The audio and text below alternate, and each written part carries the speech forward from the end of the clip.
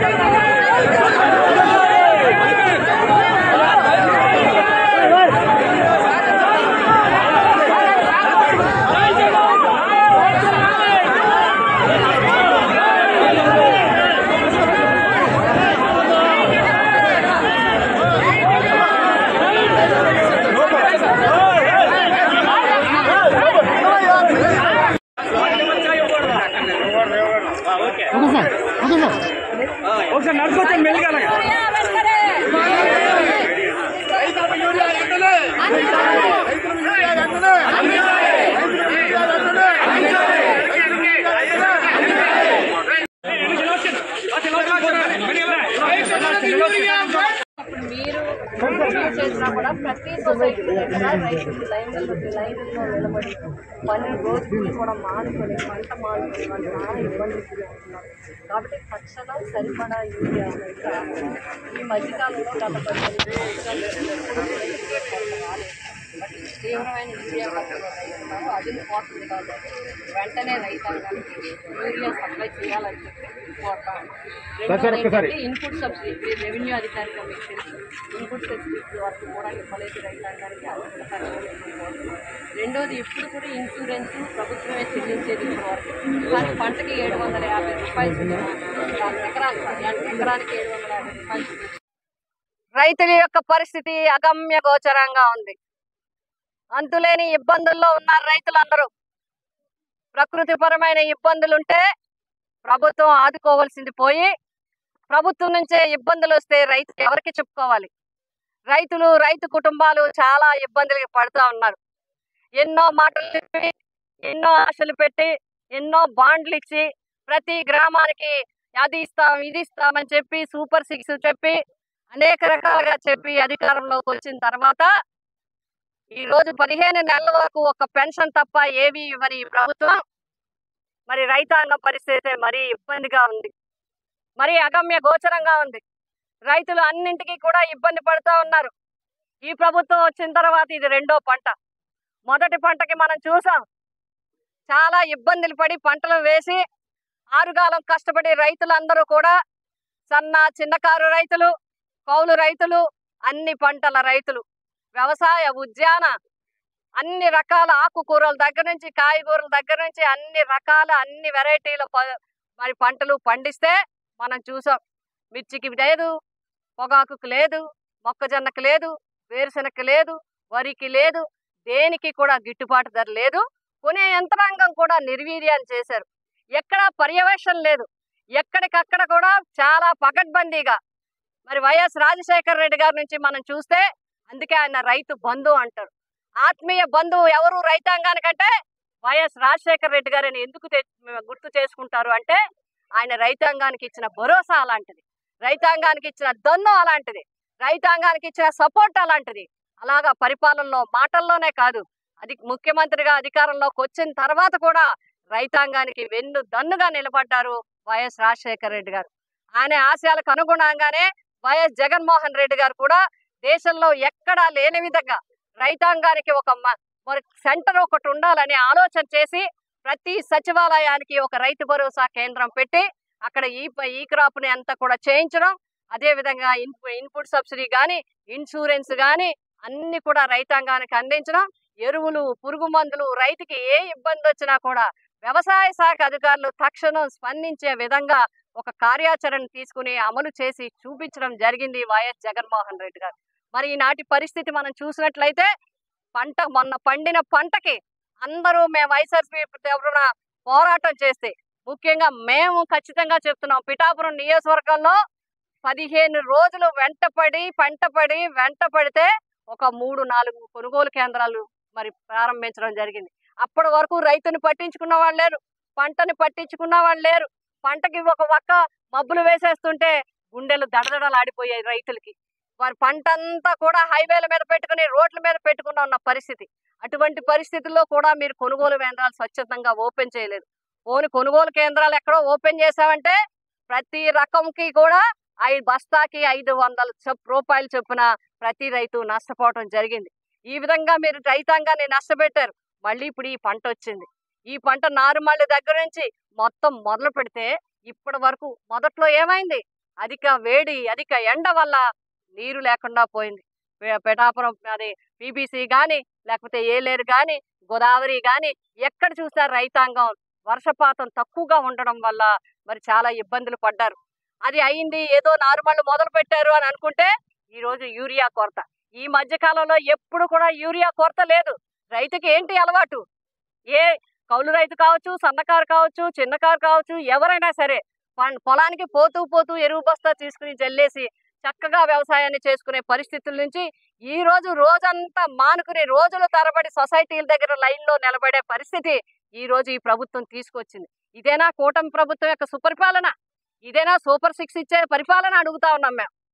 మేము ప్రశ్నిస్తా ఉన్నాను, రైతాంగానికి ఎందుకు ఇన్ని కష్టాలు పెడుతున్నారు? మీరు పర్యవేక్షణ చేయలేరా? కేంద్రంలోనూ రాష్ట్రంలోనూ మీరే భాగస్వాములై 3 పార్టీలు కలిసి కూటమిగా ప్రభుత్వాన్ని ఏలుతున్నారు కదా, ఎందుకు మీరు కోఆర్డినేషన్ చేయలేకపోతున్నారు? ఎందుకు కొనుగోలుదారులతో మీరు మాట్లాడలేకపోతున్నారు? ఎందుకు షాపుల వాళ్ళతో మీరు మాట్లాడలేకపోతున్నారు? ఎందుకు ఇవన్నీ ఇచ్చి అధికారులు పర్యవేక్షణ పెట్టి చేయించలేకపోతున్నారు? ఈవేళ మీ వల్ల బ్లాక్ మార్కెట్లో యూరియా వెళ్ళిపోయే పరిస్థితి ఉంది. రైతాంగానికి ఒక ఎకరాకి 2 నుంచి 3 బస్తాలు కావాలి వస్తే అర బస్తాతో సరిపెట్టుకోండి, లేదా బస్తాతో సరిపెట్టుకోండి అంటున్నారు. మీరు ఒకవేళ ఏ సొసైటీ కన్నా స్టాక్ వస్తే 4వ వంతు మాత్రమే రైతుకు వస్తుంది. అది కూడా ఒక్కొక్కరికి ఒక్కొక్కటి. ఒకటి పాస్ పుస్తకం తెచ్చుకోమంటారు, ఒకళ్ళు ఆధార్ కార్డు తెచ్చుకోమంటారు, ఒకరు రైతు కౌలు రైతు కార్డు తెచ్చుకోమంటారు. రకరకాలుగా ఇబ్బంది పెట్టి ఆ 3 వంతులు ముప్పు తిప్పలు పెట్టించే పరిస్థితి. మరి మిగతా ముందు 3 వంతులు ఎక్కడికి వెళ్ళిపోతుందంటే కూటమి నాయకులకి వెళ్ళిపోతున్న పరిస్థితుల్ని రైతాంగమే స్వయంగా మాకు అందరికీ కూడా చెప్తా ఉన్న పరిస్థితి. కొన్ని చోట్లేమో బస్తాకి 100 నుంచి 200 వేసి బ్లాక్ మార్కెట్లో అమ్ముతున్నారనే పరిస్థితి. ఇవన్నీ కూడా తక్షణం వెంటనే ఈ ప్రభుత్వం రైతాంగానికి నిజంగా కూడా రైతాంగాన్ని తప్పకుండా ఆదుకోవాలి. ఆదుకోకపోతే ఇంకా తీవ్రతరమైన ఉద్యమం వైఎస్ఆర్సీపీ చేస్తుందని చెప్పి మేము తెలియజేస్తున్నాం. అంతేకాదు, రైతుకి ఇన్ని కష్టాలు పడుతున్న పంట పండించడానికి రైతుకి మీరు ఇన్సూరెన్స్ కట్టాలంటే ఇదివరకు ప్రీమియం ప్రభుత్వం చెల్లించేది. ఎక్కడ ఏ ఇబ్బంది వచ్చినా, వర్షాభావం కావచ్చు, తుఫాను కావచ్చు, వివిధ రకాలుగా పంట నష్టం వస్తే వెంటనే మరి ఇన్పుట్ సబ్సిడీ ఇచ్చేది. ఈ రోజుకి ఇన్పుట్ సబ్సిడీ లేదు. పైగా ఇన్సూరెన్స్ని ఎకరానికి 750 రూపాయలు చొప్పున మీరే చెల్లించుకోండి.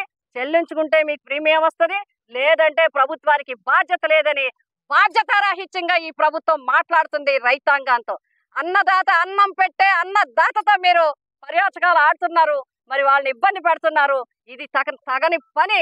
తక్షణం మీరు ఇన్సూరెన్స్ ని కూడా ప్రభుత్వమే ప్రీమియం చెల్లించాలని చెప్పి వైఎస్ఆర్సీపీ పార్టీ డిమాండ్ చేస్తా ఉంది. ఇన్పుట్ సబ్సిడీని తక్షణం ఇవ్వాలని డిమాండ్ చేస్తా ఉన్నాం. అంతేకాదు, బ్లాక్ మార్కెట్ ని వెంటనే ఆపి ఫ్రీ చేయండి. మాట్లాడండి కేంద్రంతో అధికంగా వచ్చి ఎంత పంటకి ఎంత కావాలంటే యూరియా తెచ్చుకోవాలంటే ఇంక మీరేం పరిపాలన చేస్తారు? మాటల్లోనైనా ఈ ప్రభుత్వం పాలన చేతల్లో కనిపించట్లేదా? ఒక పక్క విద్యా వ్యవస్థ అంతా పోయింది, ఒక పక్క వైద్య వ్యవస్థ అంతా పోయింది, ఈ పక్క రైతాంగానికి అందరికీ అన్నం పెట్టే రైతాంగానికి కూడా ఇంత రకాలుగా ఇబ్బందులు పెట్టడం కరెక్ట్ కాదు. అందుకే మేము అంటున్నాం, ప్రస్తుతం ఈ పంటకి కావలసింది మొదటి ఫేజ్లోనే మీరు సరిగా ఇవ్వలేదు. ఇంకా 2-3 ఫేజుల్లో ఏమిస్తారు? పంట అంతరికి యూరియా ఎక్కడ తెచ్చిస్తారు? అందుకే అంటున్నాం, మా డిమాండ్ ఫస్ట్ యూరియాని తక్షణం ఫ్రీ చేసి అందరికీ కూడా రైతాంగానికి అందరికీ కావలసిన యూరియా తక్షణం అందించాలి. ఇన్సూరెన్స్ ప్రీమియం ప్రభుత్వమే చెల్లించాలి. ఇన్పుట్ సబ్సిడీని మీరందరూ కూడా ఇన్పుట్ సబ్సిడీని ప్రతి రైతాంగానికి ఇవ్వాలి. అంతేకాదు, అన్నదాతని అష్టకష్టాలు పెడతారా? సంవత్సరానికి 20,000 ఇస్తామని చెప్పి 2 సంవత్సరాల తర్వాత 7,000 ఇస్తారా? 7,000 ఇస్తున్నాం, ఏడ్చి రావండి అని చెప్తారా మీరు?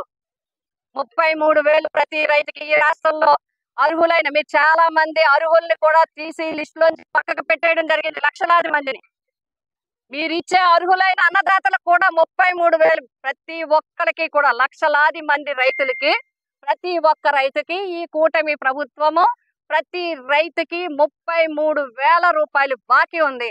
ఆ బాకీని తక్షణం చెల్లించాలని చెప్పి వైఎస్ఆర్సీపీ పార్టీ తరఫున మేమందరం కూడా కోరడం, డిమాండ్ చేయటం జరుగుతుంది. అంతేకాదు, ఆఖరిగా ఒక్క మాట, ఎక్కడైనా సొసైటీలో యూరియా దొరకలేదని కానీ, ఇన్పుట్ సబ్సిడీ ఇవ్వలేదని కానీ రైతాంగం ప్రశ్నిస్తే జైల్లో ఏమని చెప్తున్నారు, కేసు పెట్టేయండి ఆయన మీద అని చెప్తున్నారు. అలా ఎక్కడైనా ఏ రైతు మీదైనా గనక ఎవరైనా కేసు పెట్టదలిచిన, ఎవరైనా రైతుని ఇబ్బంది పెట్టాల్సిన చూసినా వైఎస్ఆర్సీపీ పార్టీ మాత్రం చూస్తూ ఊరుకోదు. రైతుకు వెన్నంటి ఉంటుంది, రైతుకి వెన్నంటి నిలబడుతుంది వైఎస్ఆర్సీపీ. మా జగన్మోహన్ రెడ్డి గారి యొక్క ఆదేశాల ప్రకారం మేమంతా రైతుకి అండగా ఉంటామని చెప్పి తెలియజేసి ఈ ప్రభుత్వాన్ని డిమాండ్ చేస్తున్నాం. ఒకసారి యూరియా తక్షణం రిలీజ్ చేయండి, 33,000 వెంటనే ఇవ్వండి, ఇన్సూరెన్స్ ప్రీమియం మీరే కట్టండి. దయచేసి ఆయనకి ఎక్కడో దొరికిన ఒక యూరియాని ఒక వస్తాను ఆయన కూడా కోటాలో బస్తా తెప్పించుకుని ఉండొచ్చు, 3 వంతు కోటాలో తెచ్చుకుని జల్లుతూ ఉండొచ్చు. నేను అదేం చెప్పట్లేదు. ఈ రోజు ఇప్పుడు మేము ఇక్కడే ఉన్నాం కదా, ఈ రోజు సొసైటీల దగ్గరికి వెళ్ళి ఒకసారి మీకు కూడా వీడియో షేర్ చేస్తాం. సొసైటీల దగ్గరికి వెళ్ళి చూడమనండి, అక్కడికి వెళ్ళి ఆ రైతులతో మాట్లాడమనండి. ఈ కొరత లేకపోతే ఒక ప్రశ్న వేయమనండి, ఆ లైన్లోకి వెళ్ళి ఇప్పుడు లైన్ లో ఉన్న రైతుల దగ్గరికి వెళ్ళి యూరియా కొరత లేకుండా పనులు మానేసుకుని మీ సొసైటీల దగ్గర లైన్లో ఎందుకు నుంచున్నారని వాళ్ళని ప్రశ్నించమనండి. సమాధానం ఏం చేస్తుందో రికార్డులు అయిపోయి ఉండొచ్చు, శాంక్షన్ చేసేసామన్నారు, బట్ పనులు మాత్రం అవ్వలేదు. ఎక్కడికక్కడ ఇబ్బంది. అందుకే మనకి ఏలేరికి కూడా ఆయకట్టు శివారును ఉండడం వల్ల మనకి ఎందుకు ఇబ్బంది ఎక్కువ వస్తుంది అంటే సరైన వర్క్స్ జరగకపోవటం వల్లే నీటికి ఇబ్బంది వస్తుంది. ఇదంతా కూడా పూర్తిగా అవాస్తవం. ఎవరైతే మన చైర్మన్ గారు ఉన్నారో వారిని ఒక్కసారి పర్యవేక్షణ చేసి ఎక్కడెక్కడ పనులు అయినాయో నేమ్ వైజ్ పేపర్కి ఇమ్మనండి, అది రైతాంగానికి అర్థమవుతుంది. పోరాటం చేస్తున్నాం అది మా ఖచ్చితంగా. మీకు అమ్మ తల్లికి వందనం ఇచ్చారంటే ఎప్పుడు ఇచ్చారు? వాళ్ళు సూపర్ 6 లో హామీగా ఇవ్వాలంటే మొదటి సంవత్సరం ఇవ్వాలి, ఇవ్వలేదు. వైఎస్ఆర్సీపీ పోరాటం చేస్తే 15 నెలల తర్వాత ఇచ్చారు. బస్సు ఎప్పుడు ఇచ్చారు? వైఎస్ఆర్సీపీ పోరాటం చేస్తే 15 నెలల తర్వాత ఇచ్చారు. ఇంకొకటి రైతు భరోసా ఎప్పుడు ఇచ్చారు? 7,000 40,000 ఇవ్వాల్సి ఉంటే 7,000 ఎప్పుడు ఇచ్చారు? వైఎస్ఆర్సీపీ సంవత్సరం నుంచి పోరాటం చేస్తే 15 నెలల్లో ఇచ్చారు. ఈ మూడు చాలా ఉదాహరణలు. ఇప్పుడు కూడా 2 రోజుల నుంచి మేము కూడా చూసాం. మొన్న సాయంకాలం నుంచి మా అందరి ఫోన్లకు వచ్చేస్తున్నాయి. ఒక్కొక్క మండలానికి 8 ఊళ్ళో, ఈ ఊళ్ళో సొసైటీలో యూరియా ఇస్తాం, ఈ ఊళ్ళో సొసైటీలోని లిస్ట్ పెడుతున్నారు. మరి ఇప్పుడు ఆ లిస్టులు ఎందుకు వచ్చాయి? ఈవేళ ఇక్కడ స్టాక్ దిగిపోతుంది, స్టాక్ దిగిపోతుందని ఎందుకు చెప్తున్నారు అంటే వైఎస్ఆర్సీపీ పోరాటం చేస్తుంది. రైతాంగంలో ఇంకా ఇబ్బంది వస్తుందేమో అని చెప్పి చేస్తున్నారు. పేరు ఎవరికి వెళ్ళని, మాకు కావాల్సింది రైతుకు న్యాయం జరగాలి, రైతుకి యూరియా కావాలి, రైతు మంచి పంట పండించాలి, రైతు పంటకి మంచి రేటు రావాలి. సంబరాలు జరుపుకోవడానికి ఎవరికి కష్టం అండి? సంబరం ఎవరైనా జరుపుకోవచ్చు. అంటే పని చేసి సంబరాలు జరుపుకునే వాళ్ళు కొంతమంది ఉంటారు, పని చేయకుండా సంబరం. ఇప్పుడు ఏది మేము చెప్పినట్లో మీరు ఇచ్చిన సూపర్ 6 లో నేను ఒకటే ప్రశ్నిస్తున్నాను, బాండ్ ఇచ్చారు మీరు, యూఆర్ హెల్డ్ రెస్పాన్సిబుల్. ప్రతి ఊరికి బాండ్ ఇచ్చారు మీరు. ఈ సంతకాలు పెట్టి ఇచ్చినవి మొదటి సంవత్సరం ఎందుకు ఇవ్వలేదు? అమ్మఒడి మొదటి సంవత్సరం ఎందుకు ఇవ్వలేదు? సమాధానం చెప్పమనండి. ఇచ్చేసాం కాదు అంటే ప్రజల్ని మభ్య పెట్టడానికి ఒక రకమైన వాతావరణం ప్రభుత్వం చేస్తుంది. ప్రజలు ఏం మాట్లాడగలుగుతారు? ఈ రోజు ఆ ప్రభుత్వం ఉంది కాబట్టి వాళ్ళు ఏం మాట్లాడలేరు. వైఎస్ఆర్సీపీ ఏం మాట్లాడగలుగుతుంది? ప్రజల గొంతుకు మాది, వైఎస్ఆర్సీపీది ప్రజల గొంతుక. ప్రజలు మాట్లాడలేరు ఆఖరి సంవత్సరం వరకు. వైఎస్ఆర్సీపీ ఏం మాట్లాడుతుంది? వైఎస్ఆర్సీపీ ప్రశ్నిస్తుంది, వైఎస్ఆర్సీపీ పోరాటం చేస్తుంది.